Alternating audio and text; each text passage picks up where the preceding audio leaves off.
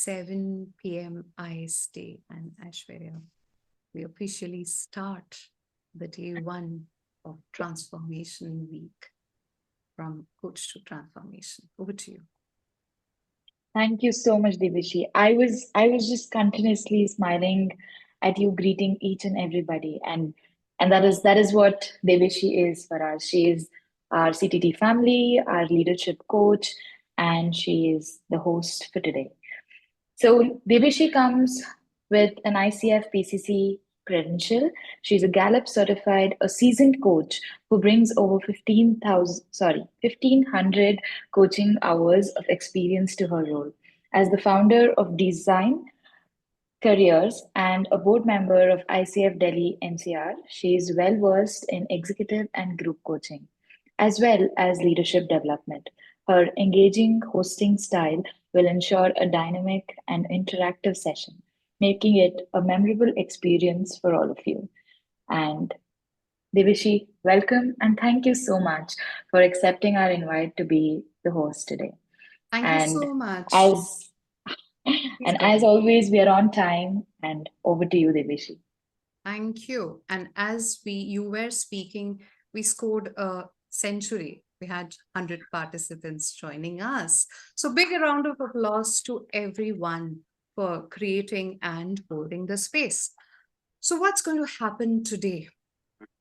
Before I start, you know, something which I want to say about myself is I'm a work in progress person. I come from the background of master planning, of being building cities, smart cities across the globe, and now I try to build smart leaders and citizens. So last week, was very important because we witnessed two historical events. So, in a historic double win, we saw two Nobel Prize in physics and chemistry being. Jairaj, you were there in the training. Yeah. So, am I audible? Am I loud enough? I saw a comment out there. Great. So, these two awards were given to pioneers who had done work linked to AI. It was 8th of October. And on 9th, we lost our legendary business leader, Mr. Ratan Tata.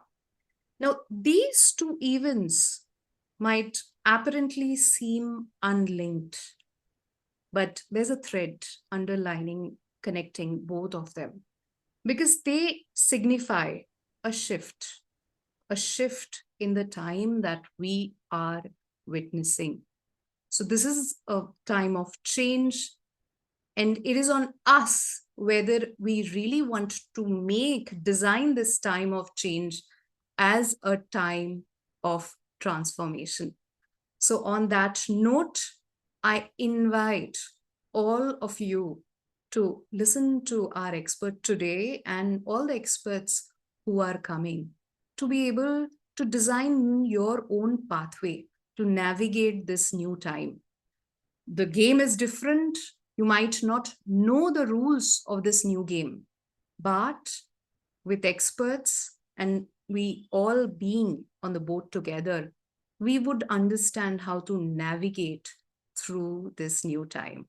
So, on that note, welcome all of you and to emerge as champions of transformation to this transformation week to CTT. How are you feeling? Just drop in word that you're feeling right now. We have 130 people in the room. I'm feeling very excited, great, elated. Charles says, okay, curious, fantastic. Glad to be here. Great to be a CTT and great, great, great. Very nice. So I love the energy. I love the energy in the room. Right. Yeah. So what are we going to do today? We are going to talk about a very important topic, how coaching can serve as a transformative investment for organization. And for that, we have a celebrated global expert in human capital and organizational development to our transformation week, Ayse Ozpirincci. How are you feeling, Ayse? Thank you, Debeshi. So I'm really feeling also excited, stimulated, great, looking forward. I mean, anything that you put in the chat, I'm also feeling the same. So it's great to be with you with more than 100 people, and this is a nice opportunity that I can also express my, I mean, at least give examples from my experiences in a different culture that I've been. So it's a very nice opportunity for me. Thank you. Thank you so much. And together we are going to co-create this session, this conversation. So whatever so let me introduce Ayse from whatever is there on LinkedIn, and more we will get to know from the conversation, the deep conversation that we're going to have. So Ayse is a highly talented human capital and organizational development consultant, experienced in leading global mentoring and talent development programs across the globe. She has an impressive background that includes roles at UniCredit and Yapai Credit Bank, and a deep expertise in diversity, equity, and inclusion. An EMCC certified coach, she lives and works in Turkey, Italy, and across the globe while shaping the future of organization. She thinks about people, she cares about people, and believes that now is the time to act besides thinking and caring. So I'm thrilled to have you, Ayse, with us today. So if you're feeling the same, just type in, this is our time in the chat box. Right. Thank you, Deb. So as we do that, let's start with the question which everybody is curious to know. It is about, the ROI, return on invest of coaching. So Aishwarya, you can float the poll that we have. So it's a very simple poll, and I know that most of you have been familiar with this question. So, how many of you are familiar with assessing or knowing how to assess the measure the ROI of coaching? So we have 142 people in the room and almost 20, yeah, 1/3 of our audience says they are not familiar.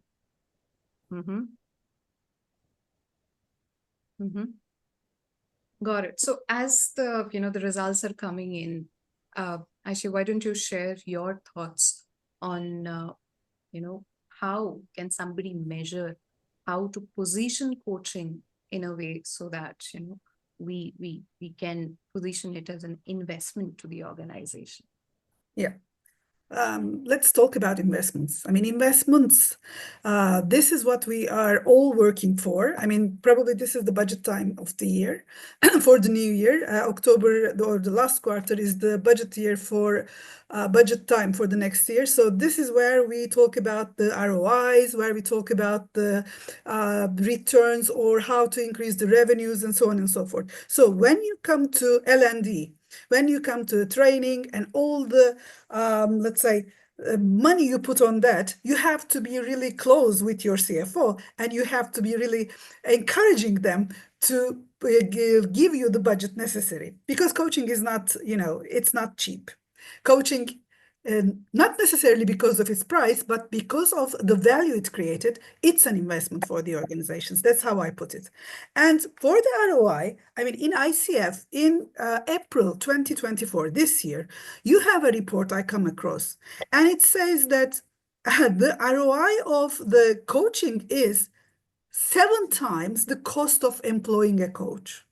Wow, I mean, this is wow. So this is really very convincing, because there was also a question in the chat how to, let's say, bring data to the sponsors to encourage them for coaching. So this is a very nice data, I would say. And apart from that, of course, ROI or 7 times the cost of employing. I mean, apart from the cost, you can also go for, let's say, talent management, succession planning, retention, turnover. I mean, anything you have as metrics for HR, you can also apply to the coaching programs. So that after the coaching programs, I mean, before and after, you have to go for the monetary returns, as well as the engagement returns, and as well as the performance returns. So performance improvement is an important key action there. Employee satisfaction is important. I mean, when you have the middle managers or the top managers, executives, go for coaching. And after that, probably you go for 360s before the coaching sessions. And after that, if you just follow up, you see the improvement in the 360s. And this is a great return, right? So this is also an important measure that you can put on the table. And I believe in feedback and problem solving. In organizations, I think the key thing is problem solving and feedback. So whether to receive or to give feedback. Therefore, if you do solve these questions of decision making and giving and receiving feedback, these will definitely have automatically put the end line, the bottom line, a great increase. So everything starts with the revenue, you know. So it is the revenue, the growth that we are going for. This is what organizations are for. And this is why you make an investment and you want a return for that. And this is how you can identify and develop your high potentials or bring out a new strong bench for your succession planning. These are important things because hiring a top executive from the market is incredibly high cost to you. When you look at the 7 times the cost of employing a coach, and just in comparison with the cost of recruiting a top manager, I mean, these are really very clear business cases, I would say. That's absolutely right. And also it links to reducing the attrition in the organization. Like people stay with after coaching, they might get to get into transition into parallel different departments altogether. But the attrition also is impacted, that goes low. So we have a lot of interesting comments and feedbacks which are coming in. And thank you, Leong, for sharing the ICF report. I think it's done with the HCIES, the Human Capital Institute, which is there. And yes, with the Pricewater reports. So that's that being said, I would just ask, is there any difference that you have seen in this kind of investment which is being made in different types of organization, let's say startup versus the MNCs, or in different parts of the world who are culturally different, or maybe the same organization, but, coaching being treated differently because of the type of business or, cultural differences? Do you have any observation to share from your experience? I work in big corporates, international corporates, and there what I see is that, of course, executive coaching, I mean, is one of the key elements that we make investment for our top executive development. So this is definitely number one, I would say.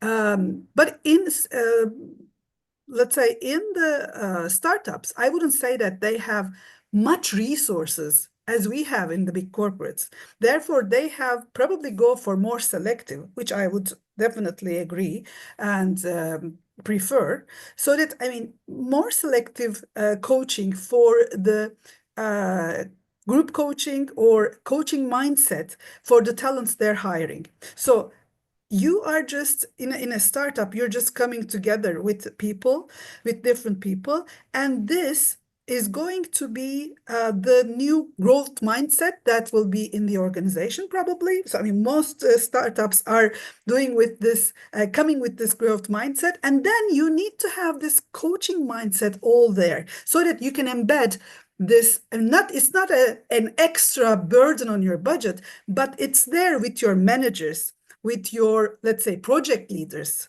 with the leaders you have in your startups. In the small or medium-sized, in SMEs, let me say, small and medium enterprises, what you see is that you have really, again, selectively go for a couple of talents for the long-term succession. But apart from that, you go for group coaching for the middle managers. I care a lot about middle managers, you know. I mean, this is really dear to my heart, dear middle managers, because middle managers are the critical level in the hierarchies. If you have a hierarchical organization, then the middle managers are your key positions. So therefore, you have to change the culture of a company, you have to really invest in the middle managers. This is where the story begins. And this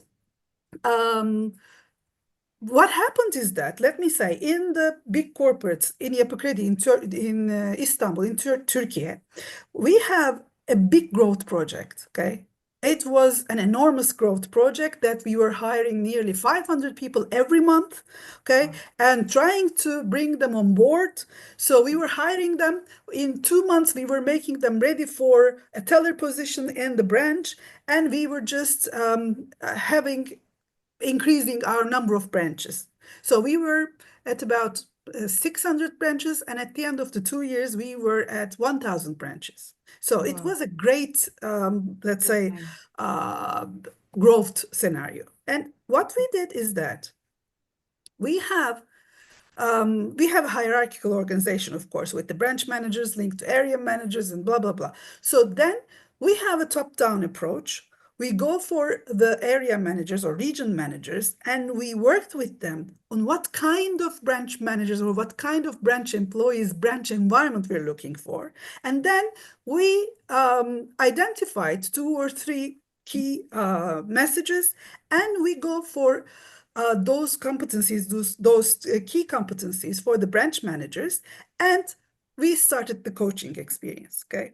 And this was a big investment because we have external coaches. We started with external coaches, let me say. It was, I don't know, 20, 30, 50, probably 20 or 30.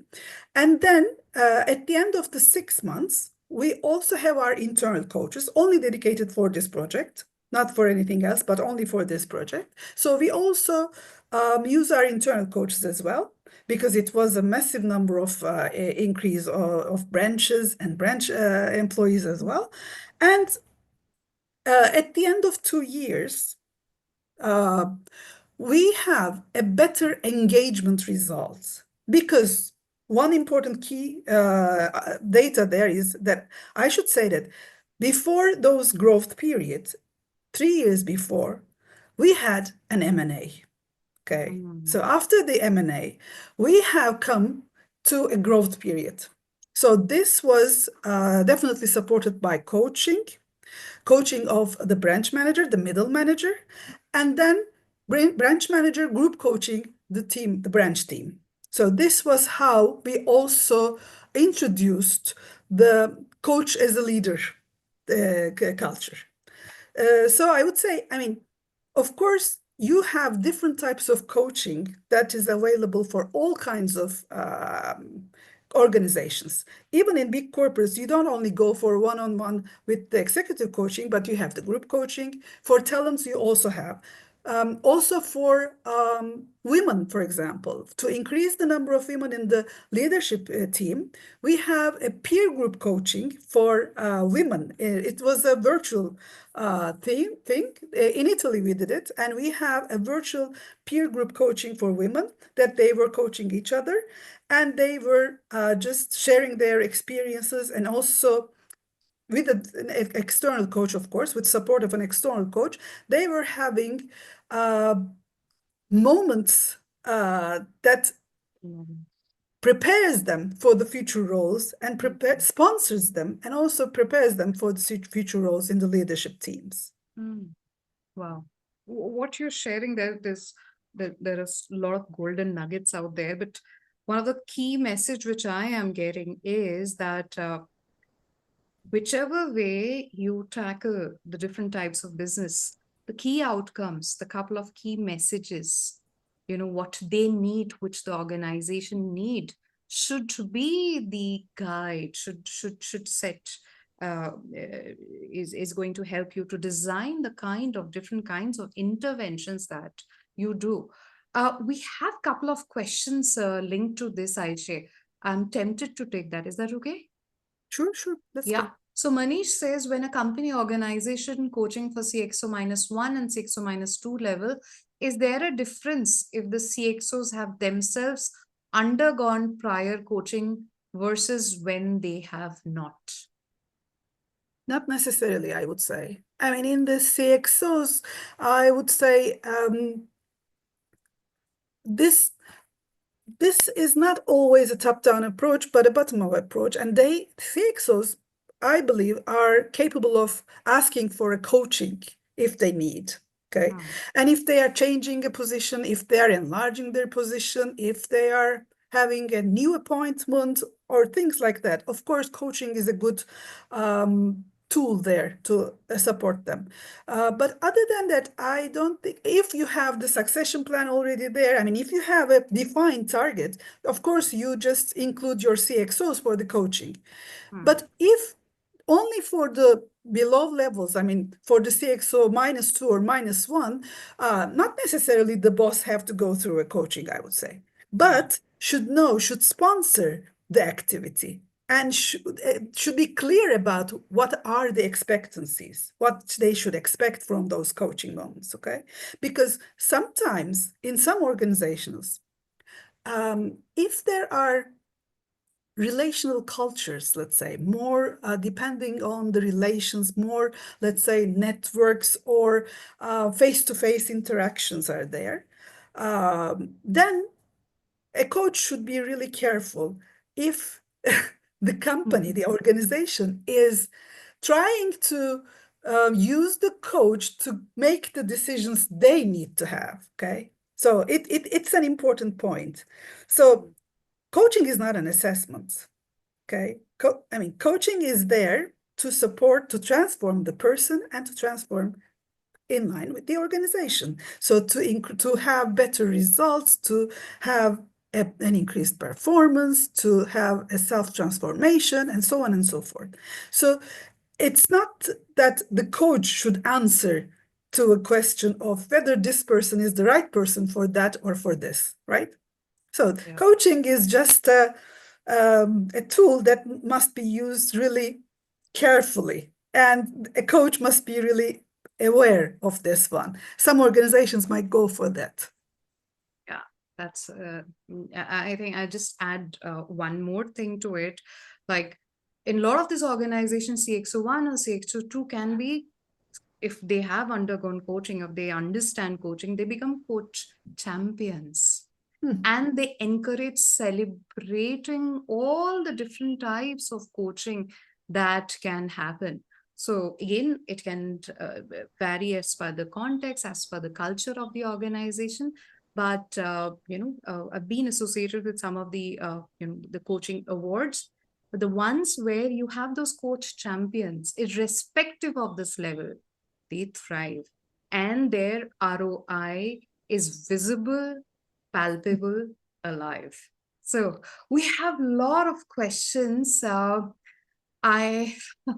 Abhijat, there's wonderful question. Should we just take it at the end, or how do we want to go about it? Shikha is asking, yeah, what do you want to do? We have beautiful questions out there. I mean, let's go for it. It's fine. Okay. So Shikha, so one of the questions which I think Yi Thong Wong is asking, which is also very relevant for India, a lot of the organizations are changing from training organization to getting into a coaching culture, or a mentor-led organization, right? Having that infrastructure, getting into the coaching. So he's asking, in this example, knowing the distinction between training and coaching, what do you think the difference of impact had we done with training as opposed to coaching? And I just add, like, how to position coaching in these kind of a framework as an investment. We see in India, particularly, a lot of organizations are going through that phase of transformation. So let's go back to the example that I talk about the branch growth. Okay. Mm. So there, before you have this branch growth, you also identify your purpose, your Mm. vision, your mission. So where are you? Why are you increasing the number of branches? Where do you want to be in the market? How do you want to be known in the market? So change the culture also. So you come up with the competencies that's needed for this new future. Okay, so now Yeah. you say that I want to be, and my branch managers and my people who are touching the clients should be caring, daring. They should be understanding the customer need. They should be understanding, giving the best possible service to the customer. So on and so forth. So you just put these together first.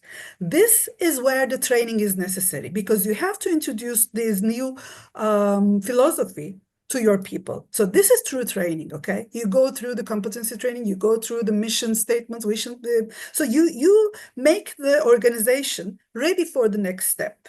So you set the, let's say, stage first, and then onto it, for the behavioral change, you go for coaching.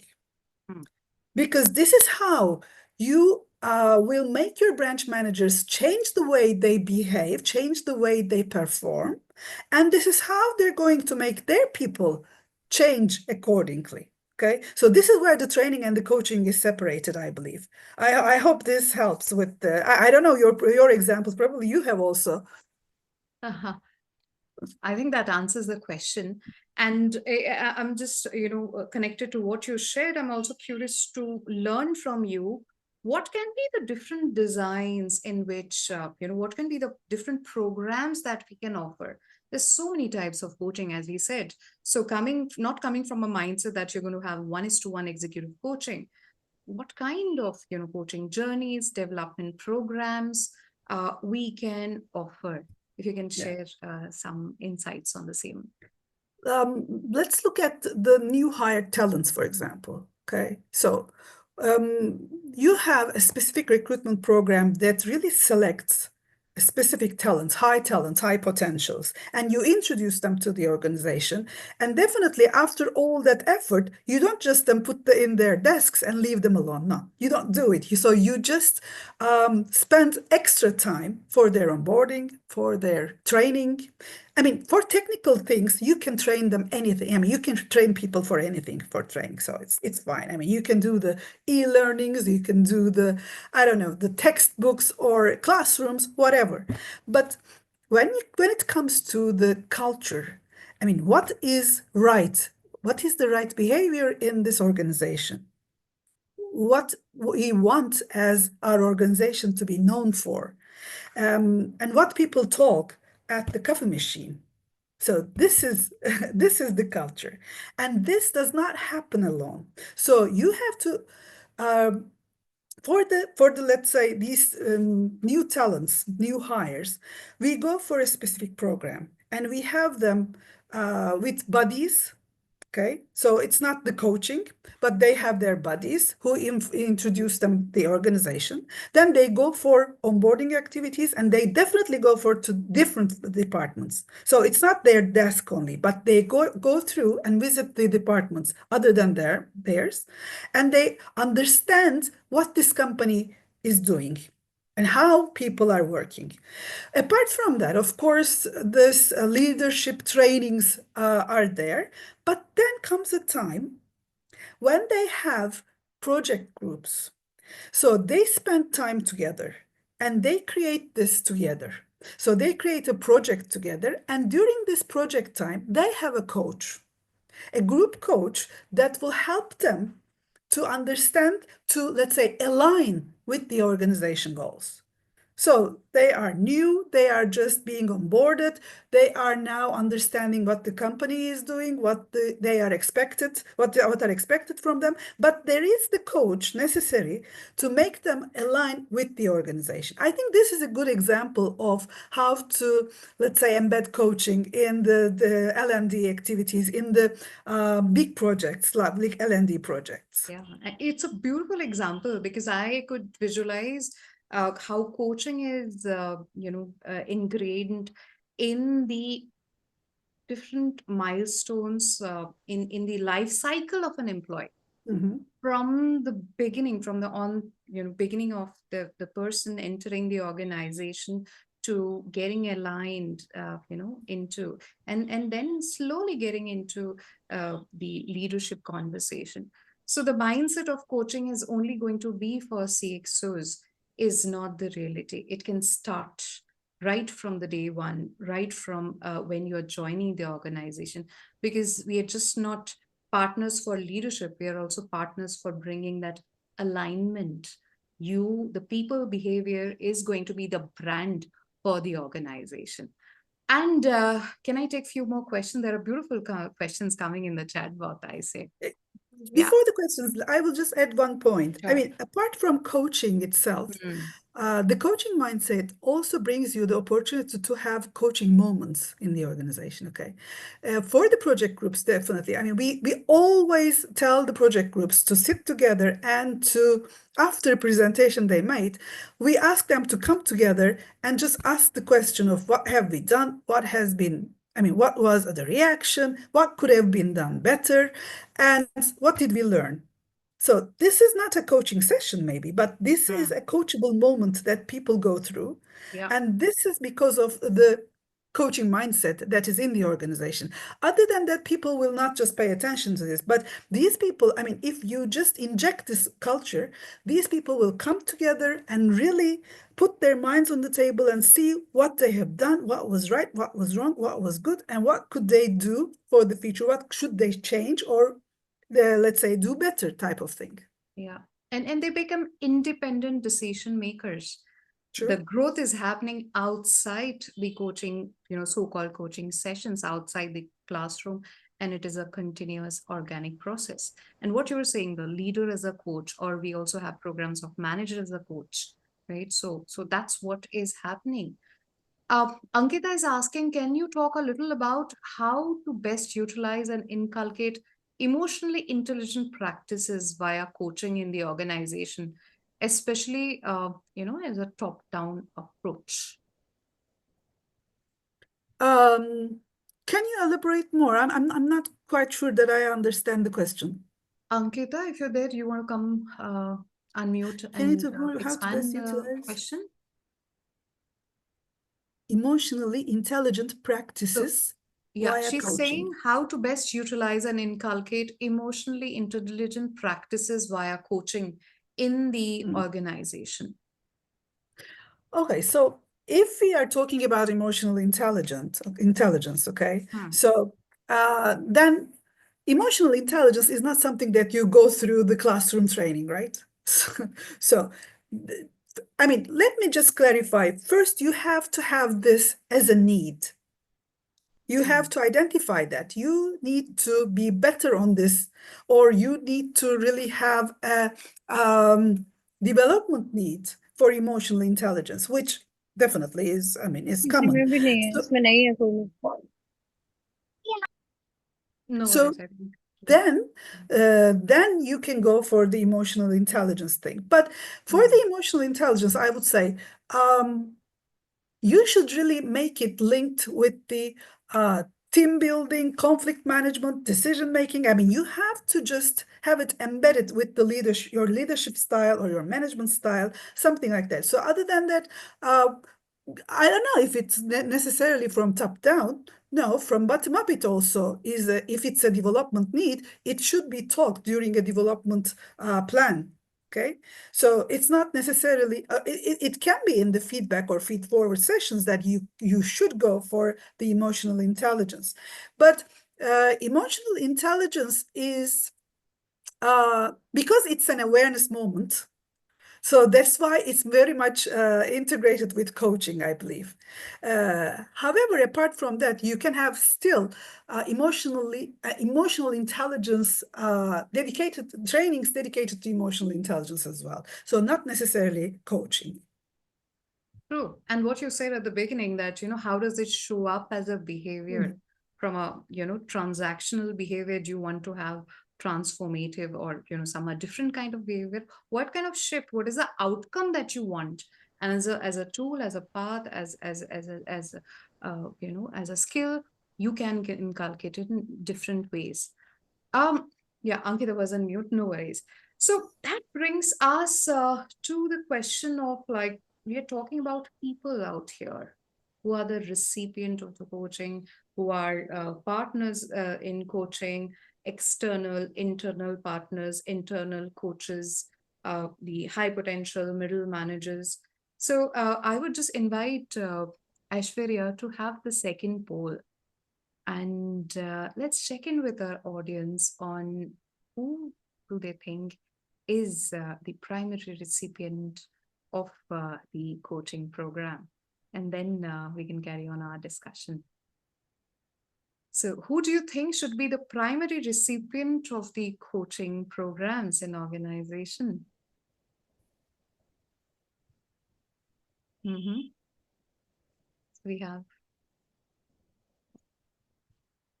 almost 60% of our audience are saying that it should be high potential individuals, and 40% are sharing that it should be senior.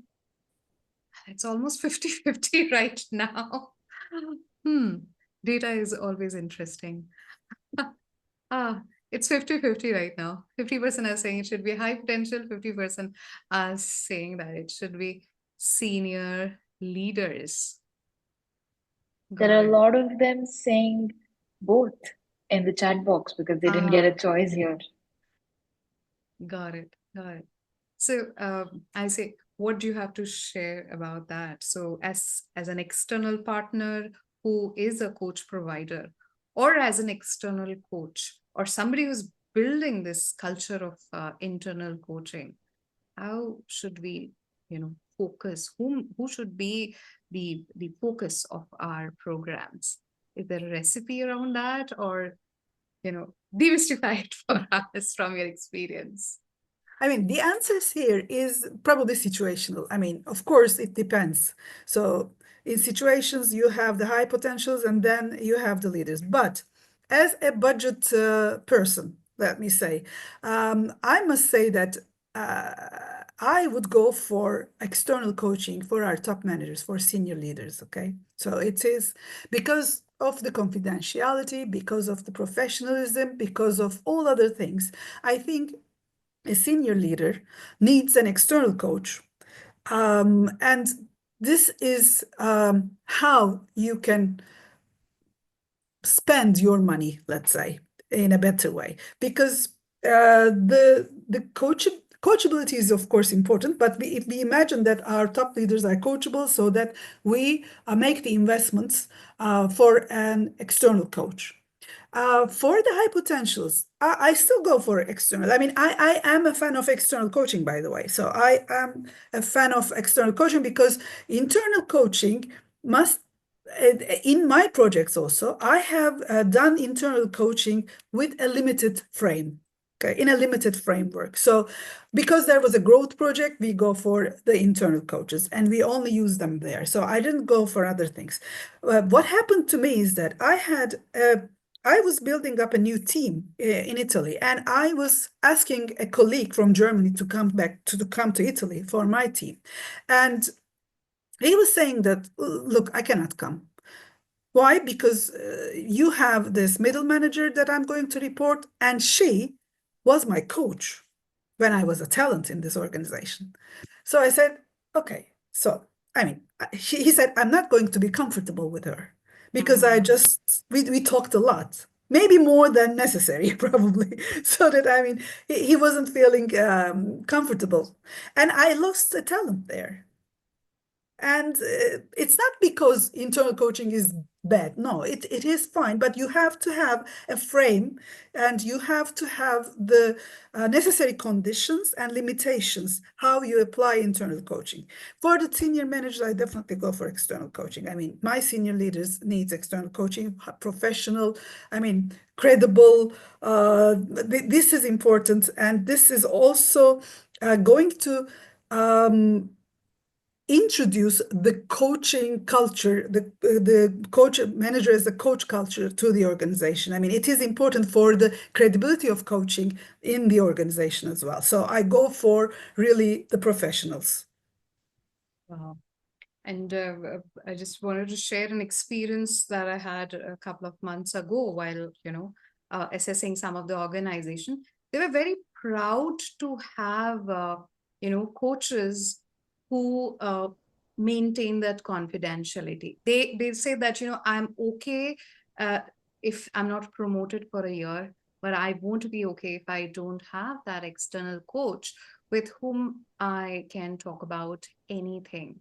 So that confidentiality, which you're talking about, that anonymity that an external partner brings to the table is huge. And it's just not about the kind of results which get mapped in your 360-degree, but who you are as a person, that also changes in those sessions. So so people who are external partners, or you are thinking of becoming partners to the organization, you have got a valid point on how to partner, being an external coach. So on that note, we have Sanyog Jain sharing what is the improvement in outcome when coaching is added to training. I think you already answered that question, like, in the examples that we have. Manish is asking, you can coach both.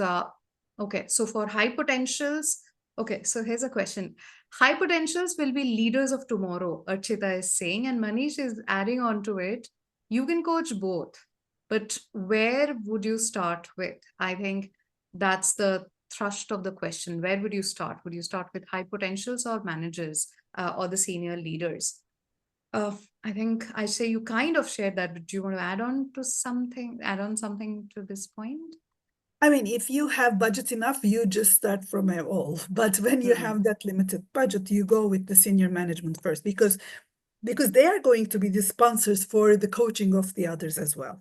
So they have to go through and they have to really benefit, and they have to understand what coaching is. Then, of course, it will be helpful for the middle managers and the high potentials, because high potentials, you can always have an internal environment where you can support them with buddies, with mentors in the first couple of years. Then maybe with specific behaviors, with specific targets, you can add coaching. But if you have a limited budget, I would always go from the top. Right. Sanjog is saying, I want to know if there is an industry research highlighting how the results will get amplified. I think a couple of the researchers from ICF and PwC, ICF with HCI was shared in the chat box. You can go through them. Is there anything else that you'd like to, suggest, Ayse? Well, I think I'm not really very much in the industry research, so I think what you said is fine. But I was very much fonded with the ICF research of this April, so it was a very nice research. Yes. Yeah, I might share the link later on, but I think in this chat box it's there. So while we are talking about what's happening right now, this is October 2024. And a lot of these organizations, you said, like, you got that opportunity when merger and acquisition was happening. This is the new reality. And as we walk into the future, as lot of us are witnessing, the coming of the conversation about coaching bots, uh, the leaders are also seeking out coaches who can help them to adopt to this change of AI coming in, as well as the conversation about how this AI bots will impact so-called coaching. All of these conversations are happening. A lot of people are there's a chaos out there, right? So while we are going through this, the time, what is the message that you will give to all the coaches, the coach providers, the partners for organizational development? How can they navigate through this time? What is that? What is that one thing, or what are the couple of things that they can, keep themselves latched to, so that they can navigate through this time and find their own goal? Well, let me just give you the diversity, equity, inclusion example. I work in this area as well. So in inclusion, you do not go for a classroom training, or you do not go for reading a book or just watching a video, right? This is not how it happens. You have to come together with the people, and first you have to set the language, and then you have to after that, having that common language, you have to come together and just discuss. It's not a conversation, it's a discussion that you put your ideas and the others put their ideas, and you just understand, try to understand and come to an understanding and awareness. Okay, so this is what happens. So it cannot happen through a bot. So a bot is not the one that will give you all the necessary, let's say, answers to challenge you. No, it's not to challenge you. It is to understand each other. And it's not with the bot that I am understanding each other. It's with the team. It's with the people around me that I have to understand and have to be understood, be respected. And I want to have the feedback. I want to give the feedback. I want to be there in that organization's future. So I need to speak up. Therefore, I need to have a safe space. I need to be there. So it's not a bot that's going to tell me or that's going to challenge me on how to be aware of these situations, because there it is not the textbook information needed. It is an understanding, a transformation, a transaction going on.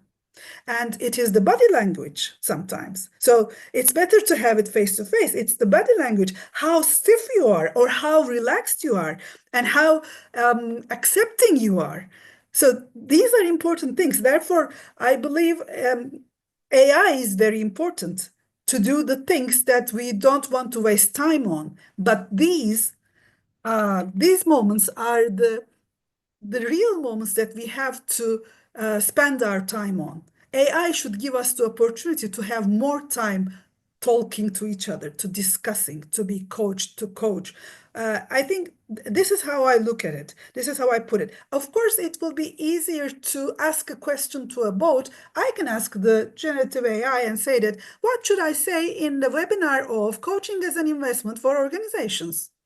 It would definitely tell me that you tell talent management or performance or whatever. I mean, it will give me these 3 or 4 topics. But what we have talked, what we have discussed here is definitely not at all those points at all.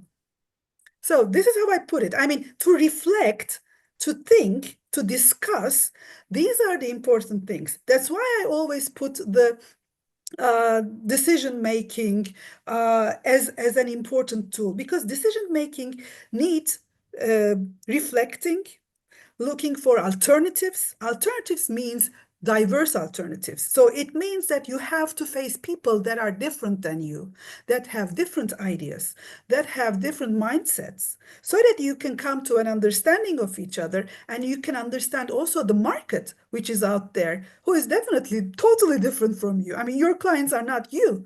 So there you have to really reflect and have this, use this potential. So therefore, I would say we coach for today and for the future.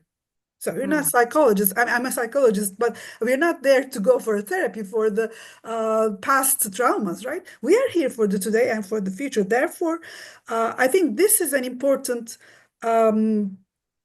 opportunity for us to spend more time, more quality time on coaching and other necessary discussion points.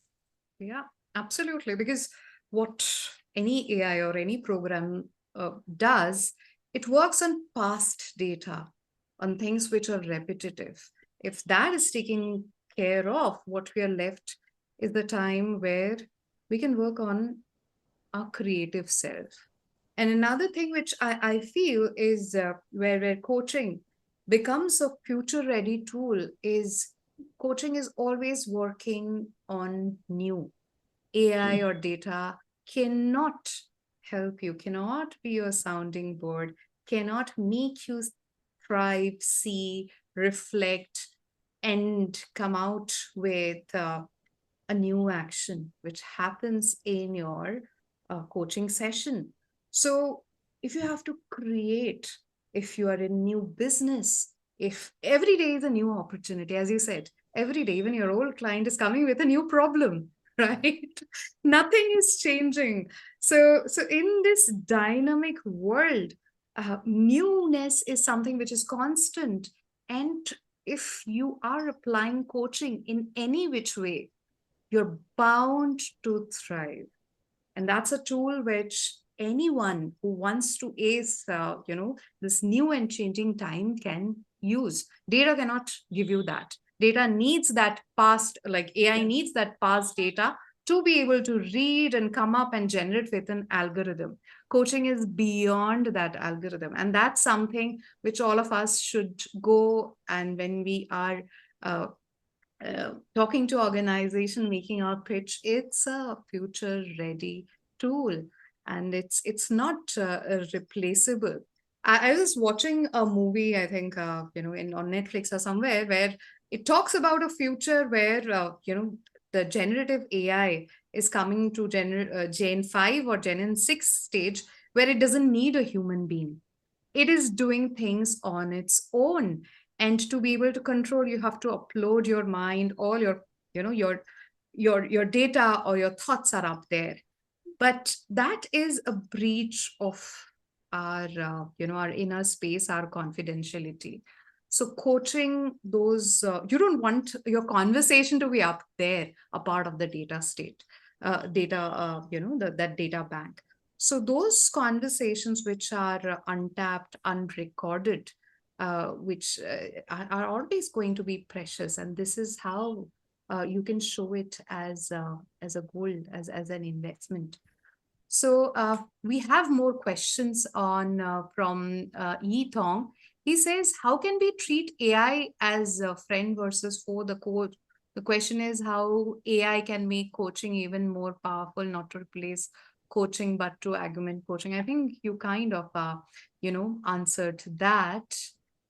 And okay, so Rajat is asking, what are your thoughts on having a leader who is an internal ICF certified coach? Which would this approach limit the ability to establish a coaching culture within the organization? Ayse, do you want to share something on this? I mean, It's a having a very leader. specific question. So would this approach limit the ability to establish a no, of course not. I mean, I think probably it's an accelerator. So I mean, its internal coaches are more than welcome. What I said before is that we had a framework where we have to identify how to use the internal coaches. Okay, so but I mean, coaching is not necessarily bound to one session only. So you can always use your coaching abilities, coaching skills during your leadership. Therefore, I don't think it limits to establish a coaching culture. No, it's more than welcome. I mean, of course, having certified coaches is more than welcome. But I'm not saying that, I mean, all the organizations should be using them as coaches apart from their daily jobs. So it depends on the project. I mean, you have to be really careful on doing it. So it's a selective task. I mean, it's important that you have to think about it. Yeah. So in a lot of organization, the internal coaches are not necessarily ICF certified, but they have their own internal certification which has been set up, which helps them build the kind of behavioral change, the shift that they need. And at the same time, some of them have gone and become credentialed, but they can be full-time coaches, they can be volunteer coaches. So it can be anything which can fulfill the need of the organization. Let me give you one example. I mean, during the M&A, yes, we already, I mean, have a function as assessment center. So, I mean, I have established an assessment center within the organization. So whether you believe, I mean, you just trust the credentials of this assessment center or not, it depends, okay? But there was an assessment center, and I have ICF coaches as well. I mean, certified coach there as well. So we were doing the assessment during the M&A for the managers. And for the top managers, for example, I go for an external assessment, but for the middle managers, because the number was very high, I mean, it was incredible to spend that much money, but we have to do a right thing. So we have ICF certified coaches, and we have a couple of assessment experts, and we developed our own assessment center materials. In some, we bought from external providers, and we ran the assessment center. So it was also another point in time, another moment in time that I have to go for an internal assessment center and internal course to be used there. So, I mean, it can happen. But as I said before, for the top managers, no. For the middle managers, yes, it depends. So it's an investment, I say. It's a big money.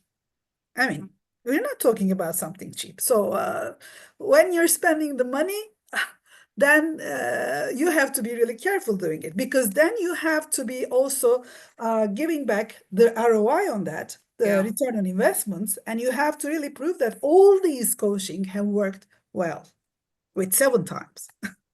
Sure. Shruti Bajaj has a question. Shruti, you can, if Aishwarya, you can unmute. Shruti should like to ask a question on primary stakeholders. Yeah, Devishi, am I audible? Yeah, Shruti, you're audible. Yes. So I wanted to ask that in bigger organizations, there are some primary stakeholders who are our channel partners directly. So the business is directly dependent on those distribution or channel partners. Has there been any research or effort by an organization to introduce coaching for their channel partners who are very, very, very important for their business, other than the employees? So this is, I'm talking about like suppliers, the one who are in the distribution channel and directly related to the outcomes of the organization. Not in my experience. I don't experience such a thing. I don't know if there is, but I will go back to diversity, equity, inclusion. We also have trainings for our suppliers, for example, and we also have a list of to-do list for our suppliers, so that, I mean, supplier diversity is also an important thing there. But I don't go for it. We also ask them to have those trainings as well, for the unconscious bias trainings or other trainings. But for coaching, that was not in my experience, no. All right. Thank you. Thank you. But how was the idea? Like, do you feel that once introduced, it can impact the performance of them? I think this is not the business requirements, I would say. So your suppliers, of course, should be aligned with you, and it depends on the industry, whether you have opportunities to have other suppliers, whether you have a list of suppliers that you can choose from, so you can choose the best. But if there is a limited number of suppliers that you have to work and you have to grow together, then of course this is another type of investment for the third parties, let me say. So I didn't have that experience, as I said before, but why not? I'm not sure. I mean, could happen in specific industries, for example. All right. Thank you. Thank you. That clarifies. Thank you. Thank you for that question. And I would take the last question for the evening from Ayan Banerjee. He's saying, since we are talking about ROI on coaching, is there a thumb rule of what percentage of the L&D budget of an organization should be allocated to coaching? Well, It's well, let me say, in a big corporate like ours, I mean, it's probably 10% or 8%, I don't know, because you have a great expenditure on the learning and development activities. But if you're an SME, if you're a small, medium company, probably you will have less technical trainings or expenditures, so that you have to allocate something for coaching, for your leadership team, at least. if not for the, let's say, lower levels, at least for the leadership team. If you are going through, again, I'm telling it again, it should have the necessary environment, that it should have the necessary requirements, that you're going through a growth, a challenge, a market gap, or something like that. So that, yes, you should allocate something. And probably a percentage could not be right because the budgets differ. So, I mean, I have many classroom trainings because I worked in the banking sector, and banking industry is a lot to do with training, classroom trainings. So it's not right to give us a percentage, but as I said, I mean, I'm still thinking again, I'm thinking all the technical trainings and the developments and development activities. Yeah, if you are a company of 200 or 500, probably at least 15% is okay, more than enough. Thank you for sharing that, because that demystifies, this question is very, very common for people who are starting to work in organizations, or organizations who are choosing coaching for the first time. But please start with a pilot. Start with a pilot. Yes, absolutely. And only thing which I would add is it's very important to have that as a fixed line item, whatever is the percentage, for a couple of years, because it takes time to show the result. If you just do it for a year and you won't be able to get the ROI, it takes time. 2 or 3 years, it should be a fixed line item into your L&D budget. On that note, I say we are at the end of today's session. I had so many things that I got out of this session, but the most important thing which I got is the key message. Like, don't start with showing coaching as an investment, but talk about what the results, what the measures are going to be created out of this investment, and how coaching can be beautifully weaved in many different patterns to it. That is my key takeaway, and I'm sure the future is bright. We have more than 50,000 ICF coaches, and I'm sure with all the different bodies in the world, the future is going to be for all the coaches who are going to help creating the new, creating this, defining these times of transformation. Thank you so much, Ayse, and I'm sure CTT, on behalf of CTT and the entire team, I thank you for being here, and we're going to have you again. So on that note, if you have any questions, please feel free to write to us, and I'll also share the LinkedIn links of Ayse. If you have further questions, you can connect with her. Thank you so much. Everyone, stay bright. Have a lovely evening. And remember, this is our time. We have to take the responsibility and design it, make it transformative. Thank you. Thank you so much. Thank you so much, everybody. Thank you so, so much, Divishi. I think this means a lot. And I would like to read out a few things, but I think everybody has said thank you so much for such a great webinar. So Ayse, thank you so much for such insights, such great ways that people can go back to their organization and bring a change and an impact in their organization. I would request all of you to stay back for another 2 minutes. I won't take a lot, right? So don't forget to fill your CCU forms, because that's how you get your CCU certificates, and you get it immediately. You don't have to wait for any amount of time, okay? Second is that we have created a survey to understand what you coaches have planned or you guys are doing right now, and what are the things that you guys will be planning ahead to, make a brand, or how each one of you are placing yourself in the market out there, in the industry out there, right? And stay tuned with us for another 4 webinars, and we have a really exciting program coming. And let me put it out there, it's a free program, and it's diversity and inclusion. So 4 more days and we will be opening the registrations, and first 50 will be getting in. Thank you so much, everybody.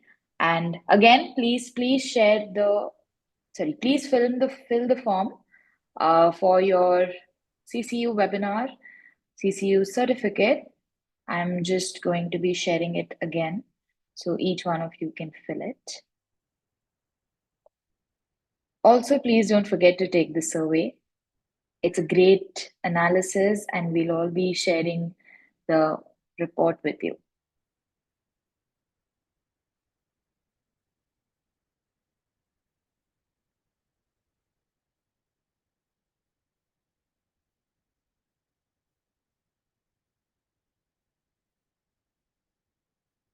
Thank you so much, everybody. Thank you so much, Ayse, and thank you so much, Dibishi. Thank you. Stay bright. I'm sure whoever walked into this session and whoever is walking out, there's a huge difference. You have power in your voice with the golden nuggets shared by Ayse. So go and change the world. Thank you.